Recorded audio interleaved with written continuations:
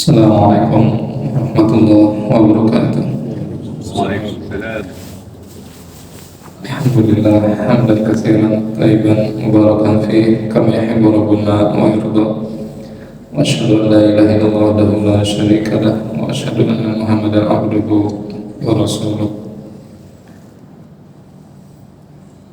Allahumma shalli wa sallim wa barik ala nabiyyina Muhammad wa ala alihi wa ashabihi wa man tabi'ahum bi ihsanin ila yaumiddin. Amma ba'd.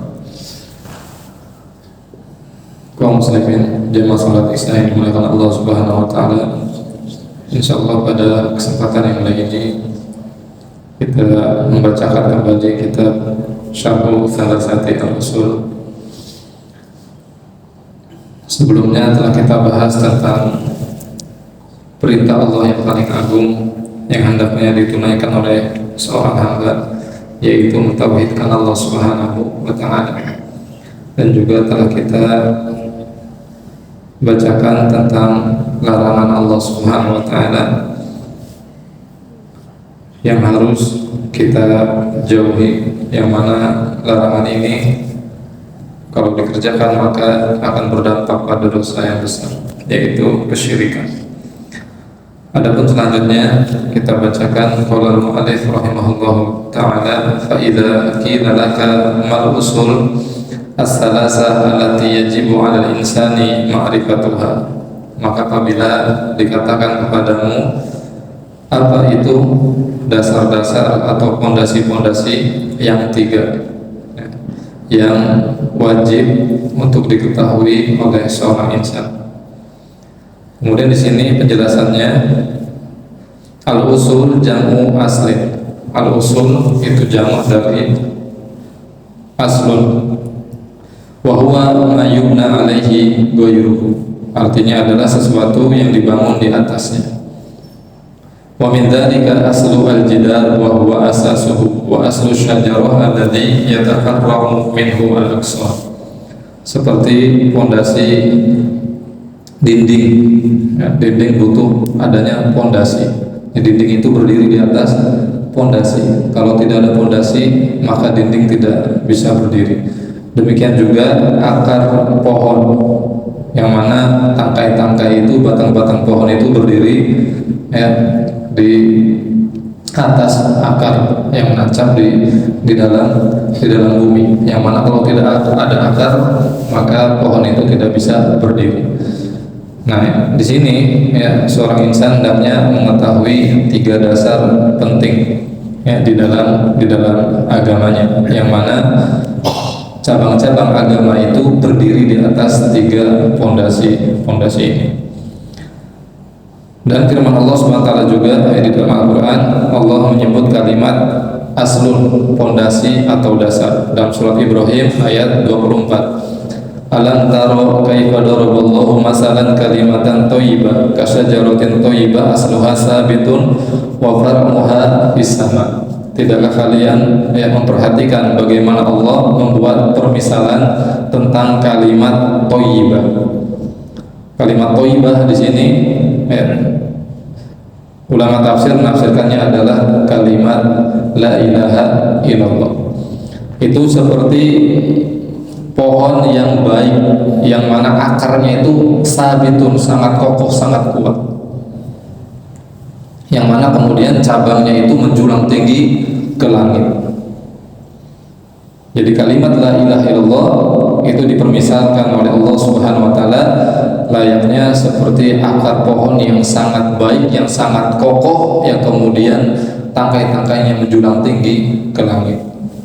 Ini menggambarkan tentang kokohnya ya, seseorang dengan kalimat la ilaha illallah. Kalau la ilaha illallah itu tertancap dalam ya, menjadi keyakinan dalam dirinya, dalam jiwanya, maka akan nampak tangkai-tangkai yang banyak pada dirinya. Artinya dia akan menjadi ya, hamba yang bermanfaat bagi makhluk-makhluk Allah Subhanahu wa taala yang lainnya. Kemudian jamaah salat Isya yang dimuliakan Allah Subhanahu wa taala, wa hadhihi al-usul as-salasa yushiru biha al-musannif rahimahullah ila al-usul allati yus'alu anha al-insanu fi qabrihi man rabbuka wa ma dinuka wa man nabiyuka. Dan 3 dasar yang diinginkan oleh penyusun kitab ini maksudnya adalah yang nanti kelak seorang manusia itu akan ditanya tentang 3 dasar ini ketika dia berada di kuburnya, ya, yaitu fitnah kubur, pertanyaan di dalam kubur, yaitu man rabbuka, siapa Rabbmu, wa madinuka, apa agamamu, wa man nabiyuka, dan siapa nabimu. Kemudian kita bacakan penjelasan yang lainnya, ya. Ma'rifatuha, maksudnya ma'rifatullah takunu bi asbab, itu dengan mengenal, yang pertama, ya, mengenal Allah Subhanahu wa taala. Nah, di sini auradul muallif rahimahullah taala hadhil masalah bi sigati as-su'al wa dzalika min ajli ayantabiha al-insanu laha. Penyusun kitab ini mendatangkan dengan gaya pertanyaan. Apa itu 3 dasar yang wajib diketahui oleh seorang insan? Nah, ini agar, ya, kita yang mengkaji kitab ini atau yang membaca kitab ini itu muncul perhatian. Apa nih kira-kira? Ya. Jadi ini merupakan metode di dalam pendidikan juga. Jadi melemparkan pertanyaan. Jadi supaya seseorang itu terambil perhatian. Li'annaha masalah 'azimah wa usul kabirah, karena ini merupakan perkara yang agung dan fondasi yang besar. Wa inna maqala inna hadhihi al-usul as-salasa allati yajibu 'ala al-insan ma'rifatuha li'annaha hiya al-usul allati yusalu anha al-mar'u fi qabrihi idza dufina wa tawalla ashabuhu atahu malakan fa aq'adahu fa sa'alahu man rabbuka wa madinuka wa man nabiyuka. Karena tadi sudah kita jelaskan di awal bahwa 3 dasar ini adalah yang nanti akan ditanya, ya, dari seseorang ketika dia berada di dalam kuburnya, ketika dia dikubur, ya. Kemudian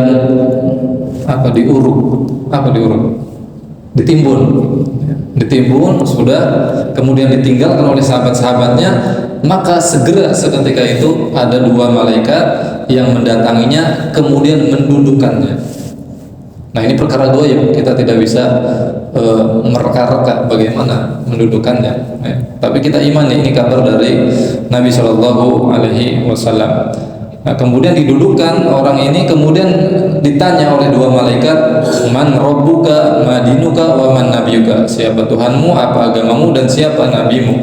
Fa'amal mu'min fayaqulu rabbiyallah wa dinil islam wa nabiyyi Muhammad. Kalau dia seorang mukmin, maka dia bisa menjawab dengan lancar, dengan penuh, ya, keyakinan, Rabbi, Tuhanku adalah Allah, agamaku Islam, dan nabiku adalah Muhammad. Wa amal murtab awil munafik fayaqul ha la adri sami'tu nas yaquluna syai'an faqultu. Tetapi, ya, orang yang dia orang kafir atau dia orang munafik, maka dia tidak bisa menjawab. Dia hanya bisa ha. Aku tidak tahu. Aku hanya mendengar dahulu orang menyebut Islam, Allah, Muhammad. Tapi nggak ngerti, ya, dan tidak mengamalkan. Dia hanya pernah mendengar itu saja, dan dia tidak bisa menjawab. Dalam riwayat hadis itu, panjang hadisnya, dijelaskan ketika dia tidak bisa menjawab, kata Nabi SAW, orang ini dipukul dengan palu yang sangat besar yang menghancurkan seluruh tubuhnya, yang mana dia menjerit, dan kalau jeritannya, kata Nabi, didengar oleh sakolan, oleh manusia dan jin, maka manusia dan jin akan pingsan seketika itu juga. Subhanallah. Ini luar biasa. Di kubur dia sudah mendapatkan azab yang pedih, dan nanti dibukakan pintu neraka, ini tempatmu nanti.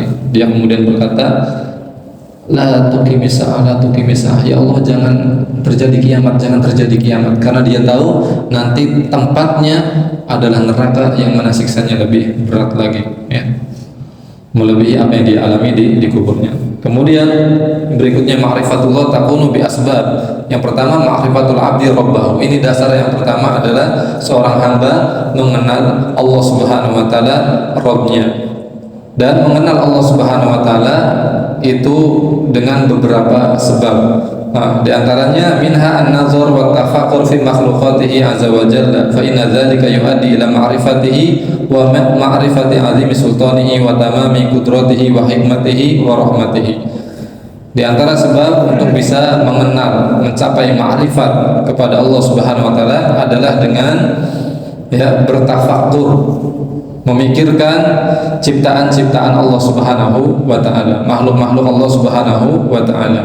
Yang mana dengan itu kita akan mencapai ma'rifat, pengenalan kepada Allah Subhanahu wa taala, tentang betapa agungnya kerajaan Allah Subhanahu wa taala, betapa sempurnanya kekuasaan Allah Subhanahu wa taala, betapa sempurna hikmah Allah Subhanahu wa taala, dan betapa sempurna rahmat Allah Subhanahu wa taala. Allah SWT berfirman dalam surat Al-A'raf ayat 185, awalam yanzuru fi malakutis samawati wal ardi wa ma khalaqallahu min syai'. Tidakkah mereka memperhatikan pada kerajaan kebesaran langit dan bumi dan juga segala sesuatu yang Allah ciptakan. Subhanallah.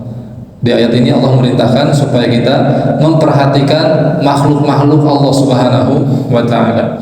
Kemudian dalam surat Saba ayat 46, innama a'izukum biwahidah an taqumu lillahi masna wa furada summa tatafakkaru. Sesungguhnya aku menasihatkan kalian dengan satu hal, yaitu kata Allah, berdirilah kalian untuk Allah Subhanahu wa taala, baik berdua, bertiga, kemudian bertafakurlah.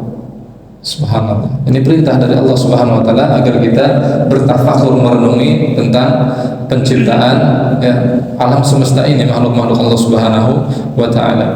Kemudian juga firman Allah Subhanahu wa taala dalam surat Al-Imran ayat 190, inna fi khalqis samawati wal ardi wa ikhtilafil laili wan nahari la ayatil lil ulil albab. Sesungguhnya pada penciptaan langit, bumi, dan juga pergantian malam siang, sungguh pada demikian itu terdapat tanda-tanda kebesaran Allah Subhanahu wa taala bagi orang-orang yang berakal. Dan juga dalam surat Yunus ayat 6 Allah SWT berfirman, inna fi ikhtilafil laili wan nahari wa ma khalaqallahu fis samawati wal ardi la ayatin liqaumin yattaqun. Sesungguhnya pada pergantian malam siang dan juga pada apa yang Allah Subhanahu wa taala ciptakan di langit, di bumi, pada semua itu terdapat tanda-tanda kebesaran Allah Subhanahu wa taala bagi orang-orang yang takut kepada Allah Subhanahu wa taala. Dan juga di dalam surat Al-Baqarah 164 Allah Subhanahu wa taala berfirman, inna fi khalqis samawati wal ardi wa ikhtilafil laili wan nahari wal fulki allati tajri fil bahri bima yanfa'un nas wa ma anzalallahu minas samai min ma'in fa ahya bil arda ba'da mautiha wa basa fiha min kulli dabbah wa tasrifir riyah wa sahabil musakhkhari bainas samai wal ard la ayatin liqaumin yaqilun. Sesungguhnya pada penciptaan langit, bumi, pergantian malam siang, dan juga kapal-kapal yang berlayar di atas laut, yang itu adalah memberikan manfaat untuk manusia, dan juga hujan yang Allah turunkan dari langit yang dengannya kemudian Allah hidupkan bumi yang mati, dan juga Allah Subhanahu wa taala tumbuhkan, hidupkan segala sesuatu di atas bumi itu, dan juga kemudian berhembusnya angin dan juga berjalannya awan-awan antara langit dan bumi. Itu semua terdapat tanda kebesaran Allah Subhanahu wa taala bagi kaum yang berakal. Subhanallah. Ini semua disebutkan oleh Allah Subhanahu wa taala di dalam Al-Qur'an dan banyak ayat-ayat yang lainnya, yang mana itu isyarat bagi kita agar kita beribadah kepada Allah Subhanahu wa taala tidak hanya dengan salat, puasa, zakat, haji, umroh, tapi bertafakur. Itu juga ibadah yang sangat besar di sisi Allah Subhanahu wa taala. Ketika seseorang melihat langit, dia ingat kepada Allah Subhanahu wa taala. Ketika melihat bumi, melihat sesuatu, dia ingat bahwa semua ini diciptakan oleh Allah Subhanahu wa taala. Bahwa semua ini tidak tercipta dengan sendirinya, tetapi ada yang menciptakan. Pergiliran langit dan siang, semua ini ada yang mengatur, yaitu Allah Subhanahu wa taala. Dan pada diri kita di dalam surat Az-Zariyat, wa fi anfusikum afala tubsirun, dan pada diri kalian tidakkah kalian memperhatikan? Kalau kita bercermin, hidung, mata, telinga, rambut, semuanya ini didesain begitu rapi dan sempurna. Siapa yang mendesain ini? Allah Subhanahu wa taala. Kemudian wa min asbabi ma'rifatil 'abdi rabbahu an-nadhar fi ayatihi asy-syar'iyyah, dan di antara sebab lain seseorang bisa mencapai ma'rifat, mengenal Allah Subhanahu wa taala adalah dengan merenungi ayat-ayat Allah Subhanahu wa taala yang sifatnya syar'iyyah, wahiyya al-wahyu alladzi ja'at bihi ar-rusul alaihi wassalatu wassalam, yaitu wahyu yang dengannya para rasul bawa dari Allah Subhanahu wa taala. Fa yanzuru fi hadhihi al-ayat wa ma fiha min al-masalil 'azimah allati la taqumu hayatul khalqi fid dunya wa la fil akhirah illa biha. Yang mana ayat-ayat syariah ini berisi pedoman hidup yang Allah Subhanahu wa taala sampaikan kepada kita, yang mana ini kemudian dibawa oleh para rasul Allah Subhanahu wa taala yang kemudian diajarkan kepada kita, yang kita tidak akan bisa mencapai kebaikan hidup di dunia ini kecuali dengan syariat tersebut.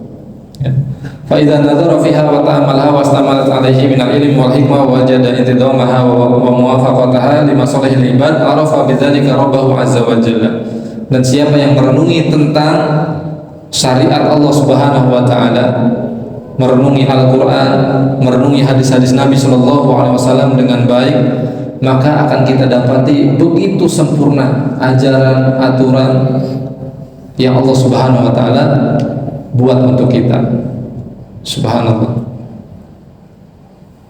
Oleh karenanya Allah SWT berfirman dalam surat An-Nisa ayat 82, afala yatadabbaruna al-Qur'an, tidakkah mereka mau mentadaburi Al-Qur'an, artinya merenungi, mempelajari Al-Qur'an, sehingga seseorang kalau sudah mentadaburi Al-Qur'an dia akan mendapati hukum-hukum yang ada di dalam Al-Qur'an, ternyata semuanya adalah untuk kemaslahatan umat manusia. Walau kana min indi ghairillah lawajadu fihi ikhtilafan katsira. Kalau sekiranya Al-Qur'an itu bukan dari sisi Allah Subhanahu wa taala, maka pasti kita akan mendapati banyak perselisihan, banyak kontradiktif di dalam Al-Qur'an. Tetapi tidak ada di Al-Qur'an. Semuanya saling melengkapi, antara satu ayat dengan ayat yang lain.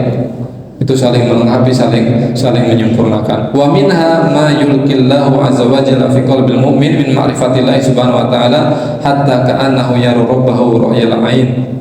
Dan di antara sebab yang lainnya adalah yang Allah Subhanahu wa taala istimewakan, diberikan oleh Allah kepada seorang hamba, sehingga dengan pengenalannya itu dia seolah-olah bisa melihat Allah Subhanahu wa taala. Artinya apa? Mencapai derajat apa, Pak? Ihsan. Nah, kalau seseorang sudah sampai ma'rifatnya tinggi, pengenalannya kepada Allah, dia akan mencapai derajat ihsan ini. Ihsan ini derajat agama yang paling tinggi. Maratibuddin itu ada 3. Martabat agama itu ada 3. Yang pertama Islam. Islam itu paling rendah. Kalau bulatan itu Islam itu apa namanya? Kalau telur itu apanya, Pak?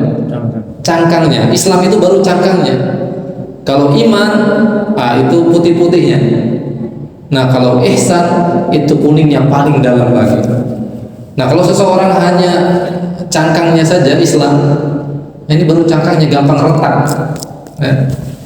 Kalau sudah iman ini sudah bagus. Makanya Allah menurunkan di dalam surat Al-Hujurat, qaulatil a'rabu amanna qul lam tu'minu walakin qulu aslamna. Orang-orang Arab waktu itu masuk Islam, kemudian mereka berkata, kami beriman. Turun ayat ini, kata Allah, katakan Muhammad kepada mereka, jangan mengucapkan kami telah beriman, tapi katakan kami baru saja berislam. Walamma yadkhulul imanu fi qulubikum, karena iman belum masuk ke dalam hati kalian. Maka ini menjadi renungan bagi kita. Jangan-jangan selama ini kita masih dicangkang seperti orang-orang Arab, langsung ditegur oleh Allah Subhanahu wa taala. Kami beriman, kata Allah, belum, kalian masih Islam, baru Islam saja. Karena iman itu belum menyentuh hati kalian, belum masuk ke dalam hati kalian. Nah, ini derajat ihsan luar biasa. Seseorang yang sudah mencapai ma'rifatnya tinggi kepada Allah, maka dia akan bisa merasakan ketika dia beribadah seolah-olah dia melihat Allah Subhanahu wa ta'ala. Sebagaimana Nabi SAW menjawab ketika ditanya oleh malaikat Jibril, mal ihsan, apa itu ihsan? Kemudian Nabi SAW menjawab, anta'budallah ka'annaka tara fa illam takun tara fa innahu yarab, yaitu engkau beribadah kepada Allah seolah-olah engkau melihat Allah Subhanahu wa ta'ala. Kalau engkau tidak bisa mencapai hal itu, yakinlah Allah melihat engkau. Subhanallah. Ini derajat ihsan. Jadi kalau